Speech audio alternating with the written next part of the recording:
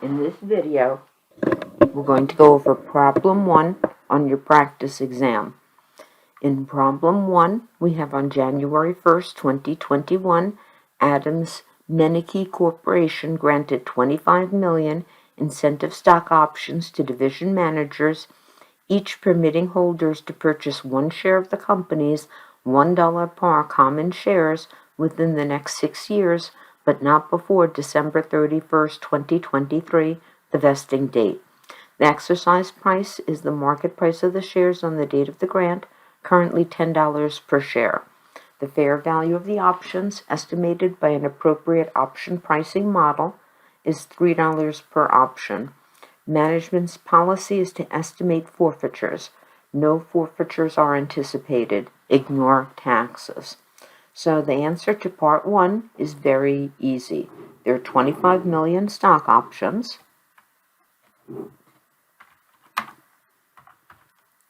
And they're valued with an option pricing model at $3 each. So 25 times 3 gives us 75 million total compensation costs.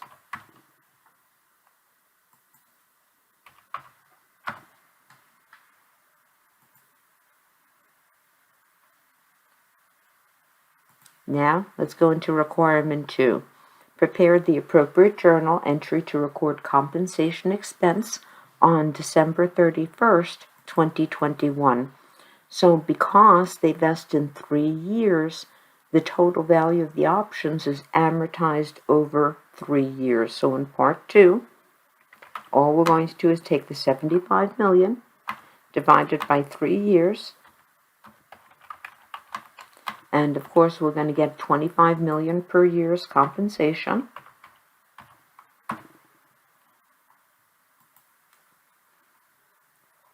So we're going to debit the compensation expense, and we're going to credit paid in capital from stock options. And that's just going to be for the 25 million and the 25 million. The only difficult part of this problem is going to be the third part of the problem. So returning to the question, in requirement 3, unexpected turnover during 2022 caused an estimate of the forfeiture of 6% of the stock options. Prepare the appropriate journal entries on December 31st, 2022 and 2023 as a result of this new estimate. So let's first start with 2022. So with 2022, the new total compensation expense over the 3 years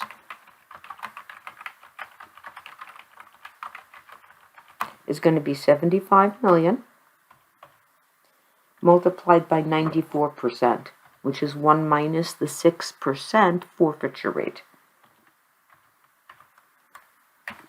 If you prefer, you can always put it in instead of the 94% as 1 minus 6%. But of course, that's going to work out to 94%. So 75 million times 94% gives us a total compensation over the 3 years of 70.5 million. Now we have to figure out how much of that we would get at the end of year 2. So we're going to have to take the 70.5 million and multiply it by 2/3 as to how much has been accrued at the end of the second year.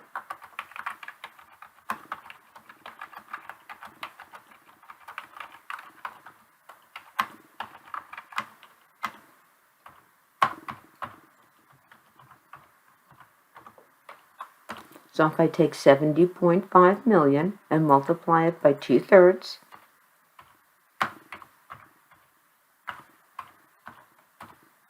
I'm going to get exactly 47 million. Now, in the third step, 47 million is to date, but we've recognized 25 million so far in year 1, so the 47 million is for years 1 and 2. We already decided that 25 million relates to year 1. So therefore, the remainder, 47 minus 25, which is 22 million, is going to be in year 2. So we have our 22 million. So for December 31st, 2022, I'm going to debit that compensation expense, and I'm going to credit paid in capital from stock options, and that amount is going to be 22 million and 22 million.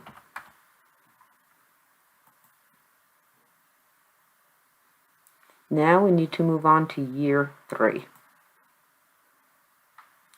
So in year 3, we just have to do the remainder of the 70.5 million. So let's go down now into 2023. In 2023, we have the total compensation expense for the 3 years as 70.5 million. We're at the end of the 3 years, so we don't have to multiply by 2/3. We've accrued the entire 70.5 million. So the total we want to recognize over 3 years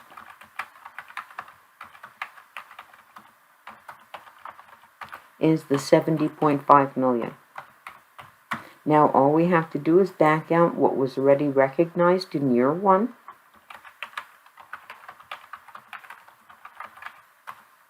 which is the 25 million. Then we back out what was recognized in year 2. That was the 22 million that we just calculated. So the remainder would be recognized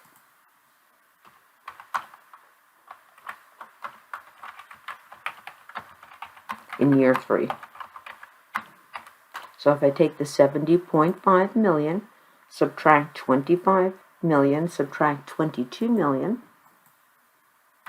I'm going to come down to 23.5 million.